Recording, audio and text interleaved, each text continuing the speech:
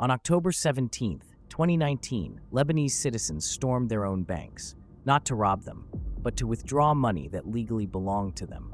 The doors were locked, ATMs went dark, and overnight, a country discovered its savings were gone. This was Lebanon, a country once called the Switzerland of the Middle East. For decades, Beirut was a financial hub. Banks were trusted, money flowed in, tourists, investors, foreign capital. But beneath the skyline and cafes, something fragile was holding everything together, and it was about to snap. Lebanon's collapse didn't begin with protests, it began with debt. After the civil war ended in 1990, Lebanon rebuilt itself using borrowed money, a lot of it. By the early 2000s, government debt had exploded. To keep the system alive, the central bank made a critical decision. The Lebanese pound was pegged to the US dollar, 1,507 pounds to $1. Stable, predictable, reassuring. Banks offered extremely high interest rates, 10%, sometimes more.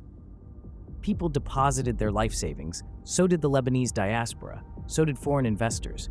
But the banks weren't investing that money, they were lending it back to the government. The government spent, the banks earned interest, and the central bank printed money to keep the balance. It worked. Until it didn't. By 2016, dollars were leaving Lebanon faster than they came in.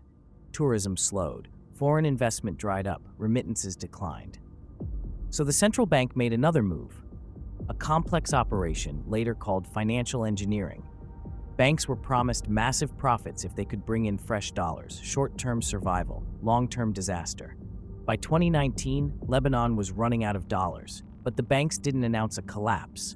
Instead, something quieter happened. Capital controls. People woke up unable to access their accounts. Withdrawals were limited. Dollar savings were forcibly converted into Lebanese pounds. This had a name, the lalar, a dollar that only existed on paper. Meanwhile, insiders had already moved their money out. According to later investigations, billions left the country before the restrictions. Politicians, bank executives, well-connected elites. Everyone else was trapped. By 2020, the Lebanese pound had lost over 90% of its value. Food prices increased more than 400%. Electricity collapsed. Hospitals ran out of supplies. So the question is, how did no one stop this? Warnings existed. The International Monetary Fund raised concerns years earlier. Economists compared the system to a Ponzi scheme, but reforms never came. In 2022, Lebanon reached a preliminary agreement with the IMF. It stalled. Audits later revealed a $72 billion financial hole, one of the largest per capita losses in modern history. The central bank governor, Riyad Salameh, once praised internationally, came under investigation in Europe.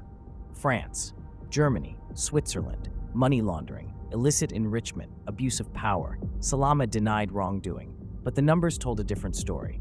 The banking system was insolvent years before the collapse. Losses were hidden, figures manipulated. The dollar peg was never sustainable without constant inflows.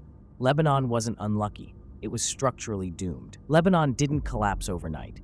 It collapsed slowly, silently, behind closed doors, and by the time people realized the system was broken, it was already too late. So here's the real question. Was Lebanon a unique failure or a warning the rest of the world chose to ignore?